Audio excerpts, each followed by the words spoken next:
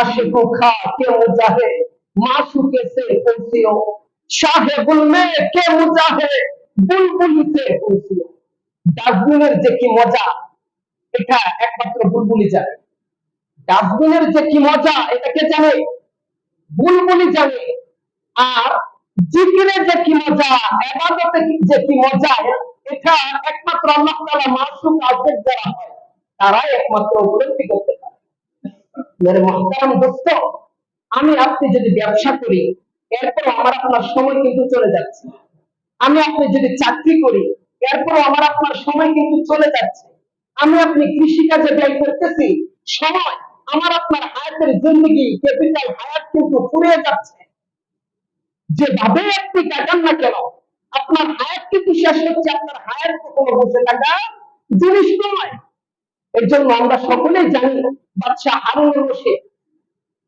বিশাল বড় এক বাদশা ছিলেন তার পূর্বে দুই পুরুষ বাদশা ছিল তার দাদাও বাদশা ছিল তার বাবাও বাদশা ছিল বাদশা হারুন রশিদ নিজেও বাদশা ছিল কিন্তু তার বাবা এবং তার দাদার ইতিহাস স্বৈরাচারের ইতিহাস আর হারুন রশিদ ওনার ইতিহাস একজন ন্যায়পরায়ণ বাদশার ইতিহাস ওনার দাদার নাম ছিল মনসুর আর ওনার দাদার রাজনীতির কবলে পড়ে ওনার দাদার চক্রান্তে পড়ে আমাদের মাযহাবের ইমাম আবু হানিফা রাহমাতুল্লাহি আলাইহি জেলের মধ্যে বিষপান করিয়ে হত্যা করা হয়েছিল ওই স্বৈরাচার বাদশার নাতি ছিলেন বাদশা হারুন রশিদ কিন্তু উনি যে কথা বলতেন আলেমদের সাথে পরামর্শ করে এরপরে জাতির সম্মুখে উনি একটা আইন করতেন জাতির সম্মুখে উনি একটা কথা বলতেন আলেমদেরকে বাদ দিয়ে মাইনাস করে উনি কোনো কথা জাতির সম্মুখে উপস্থাপন করতেন না উনি একটা রাজ সিংহাসন তৈরি করেছিলেন আর এই রাজ সিংহাসন পূর্বে যে রাজ সিংহাসন ছিল সেই রাজ সিংহাসনের পাশে ছিল যখন মিস্ত্রি যারা ছিল তারা এই রাজ সিংহাসন তৈরি করেছিল অনেক বিশাল সুন্দর রূপ দিয়ে আর এই সিংহাসন তৈরি করার পরে সবাই বলছিল যে বাচ্চা আপনি সিংহাসনে বসেন তখন বাদশা হারুন রশিদ বলেছিলেন এই সিংহাসন তো আমার থেকেও আরো বিশাল দামি করে আমি সৃষ্টি করেছি এই সিংহাসন তো আমার সিংহাসন থেকে আরো বিশাল কোটি কোটি বেশি টাকা ব্যয় করে আমি এই সিংহাসনটা তৈরি করেছি কিন্তু তোমরা কি জানো এই এত সম্মানী সিংহাসন আমি আমার জন্য তৈরি করি নাই এই যুগের সবচেয়ে বড় আলেম যে তাকে আমার পাশে বসিয়ে তার পরামর্শ নিয়ে আমি রাষ্ট্র পরিচালনা করব এর জন্য এই সিংহাসন আমি তৈরি করেছি কেমন বড় মনের মানুষ ছিলেন আর এই বাদশা হারুন রশিদকে একবার ওনার ব্যাখ্যানের কারণে এক বিশাল বড় আলেম ছিলেন আল্লাহর বুজুর্গ ছিলেন এক ব্যক্তি যার নাম ছিলেন বাহলুল পাগলা বাহলুল পাগলা নামে সে পরিচিত ছিল তবে সে আল্লাহ তাআলার খাঁটি গোলাম ছিলেন একদিন বাদশা হারুন রশিদ ওনার রাজ দরবারের বাহিরে একটা মাইক ফিটিং করলেন আর মাইকের মুখটা বাদশার হারুন রশিদের সিংহাসনের দিকে ফিরিয়ে দিলেন ফিরিয়ে দিয়ে উনি আওয়াজ করতেছে হে মানুষ ইরহামনি আমাকে একটু রহম করো ইন্নী আবিউ শাইআন আমি এমন একটা জিনিস বিক্রি করি ইন তাস্তারি হালাক সেটা তুমি কিনলেও ফুরাবে ওয়া ইল্লাম তাস্তারি হালাক সেটা তুমি না কিনলেও ফুরাবে বুঝলেন এই বাহলুল পাগলা এই অ্যানাউন্সটা করতেছে বাদশা হারুন রশিদের রাজদরবারের বাহিরে মাইকটা ফিরে আসছে ওনার রাজ সিংহাসনের দিকে বাদশা হারুন রশিদ একজন লোক পাঠালেন দেখো তো আমার বাহিরে কে এরকম অ্যানাউন্স করতেছে আর অ্যানাউন্স করে কি বলতেছে আমি বুঝতেছি না যা শুনে আসো এই লোকটা এসে দেখে যে এক পাগলা বাহরুল পাগলা এ যুগে অন্যতম আল্লাহ তাআলা খাঁটি গোলামদের মধ্যে একজন গোলাম। তখন বাদশাহ হারুন রশিদ এই বাহরুল পাগলাকে ডাকিয়ে তার রাজ সিংহাসনে নিলেন। যাওয়ার পরে বললেন যে কি ব্যাপার, তুমি কি অ্যানাউন্স করো? তখন বললেন যে আমি অ্যানাউন্স করতেছি, ইয়া আইয়ুহান নাস, হে মানুষ, ইরহামনি, আমাকে একটু রহম করো। ইন্নী আবিউ শাইআন, আমি এমন একটি জিনিস বিক্রি করি, ইন তাশতারি হালাক, সেটা তুমি কিনলেও ফুরাবে, ওয়া ইল্লাম তাশতারি হালাক, সেটা তুমি না কিনলেও ফুরাবে। তখন বলতেছেন যে এটা তো বুঝলাম, তবে তুমি বিক্রি করোটা কি, সেই পণ্যের নাম বলো। তখন বললেন দেখেন না আমার মাথার উপরে বরফ, আমি বরফ বিক্রি করি। তো তাই নাকি? তো সেই বরফ বিক্রি করে তুমি কি বুঝাতে চাচ্ছ, তাও আবার আমার রাজ সিংহাসনের পাশে? বাদশাহ হারুন রশিদের এই জবাবে বাহরুল পাগলা বলেন যে আমি এমন একটি জিনিস বিক্রি করি, সেটা হলো বরফ। সেটা যদি কেউ কিনে এরপরও সেটা গলে যাবে, ফুরিয়ে যাবে, আর যদি কেউ না কিনে এরপরও সেটা গলে যাবে, ফুরিয়ে যাবে।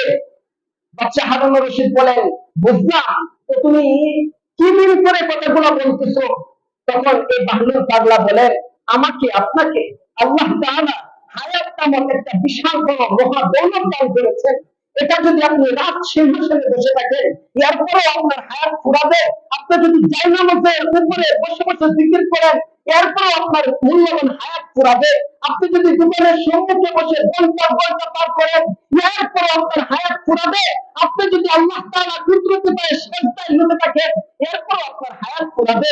আপনি যদি চাকরি সেক্টরে থাকেন এরপরেও আপনার হায়াত ফুরাবে। আপনি যদি কোরআন তেলাওয়াতে কাটান এরপরেও আপনার হায়াত ফুরাবে। আপনি যদি গান বাজনার সম্মুখে বসে গান বাজনা শুনে টিভির সম্মুখে টেলিভিশনের সম্মুখে বসে আপনি সময়টা ব্যয় করেন এরপরে আপনার মূল্যবান হায়াত কিন্তু ফুরিয়ে যাচ্ছে। আর আপনি যদি সারাদিন বা 24 ঘন্টা আল্লাহ তাআলার জ্ঞান ও খেলে মগ্ন থাকেন এরপরেও কিন্তু আপনার হায়াত ফুরিয়ে যাচ্ছে।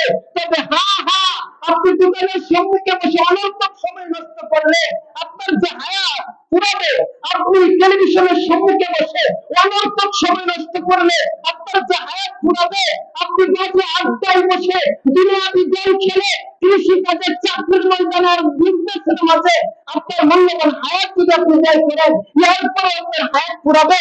গুনাহের কাজে লিপ্ত হয়ে আপনার হায়াত যদি আপনি ব্যয় করেন এরপরে আপনার হায়াত ফুরাবে। তবে সেই হায়াত ফুরানোর পরে আপনার জন্য আগুন অপেক্ষা করছে, আগুনের বিভীষিকা অপেক্ষা করছে, জাহান্নামের অগ্নিশিখা আপনার জন্য অপেক্ষা করছে।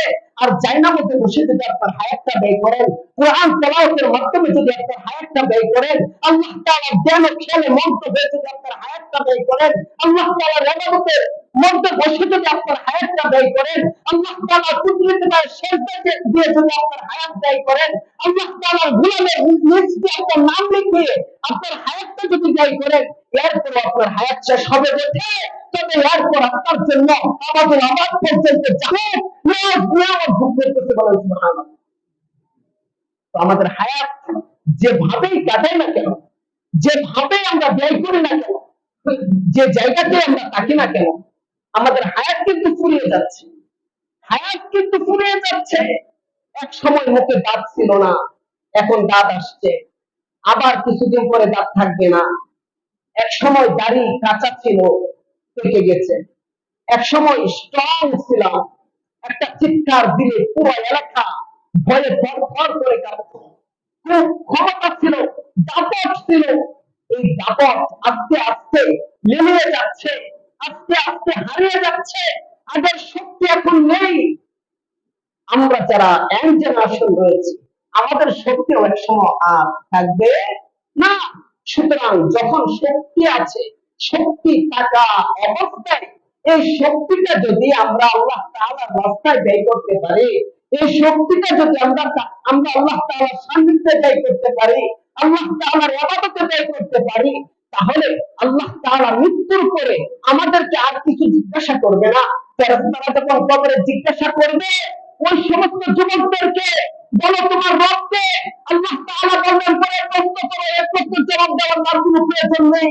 আল্লাহ আবার ফেরেশতারা যখন জিজ্ঞাসা করবে তোমার দিন কি, আল্লাহ তাআলা বললেন পরে প্রশ্ন করো, এই প্রশ্ন করার কোনো অধিকার তোমার নেই।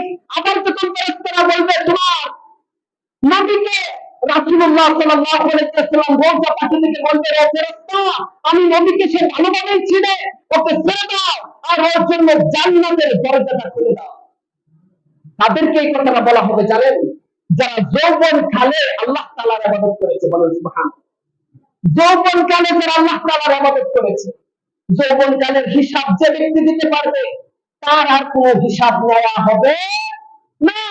কারণ যৌবন কালে যদি কেউ একবার আল্লাহকে আল্লাহ বলে ডাকবে, এই যৌবন কালে একবার আল্লাহ তাআলা বলে ডাক দেওয়ার ফলে আল্লাহ তাআলা 70 বার সেই ডাকের জবাব দেয় যে হে যুবক, কেন ডাক দিয়েছো আমাকে? হে যুবক, কি লাগবে তোমার? হে যুবক, কি চাও তুমি? হে যুবক, তোমার যা প্রয়োজন আমি আল্লাহ তাআলার কাছে বলো। তোমার এই যৌবনকালের একবার ডাক আমি আল্লাহ তাআলার কাছে আসমান জমিনের মধ্যখানে যা কিছু রয়েছে সব কিছুর চেয়ে মূল্যবান।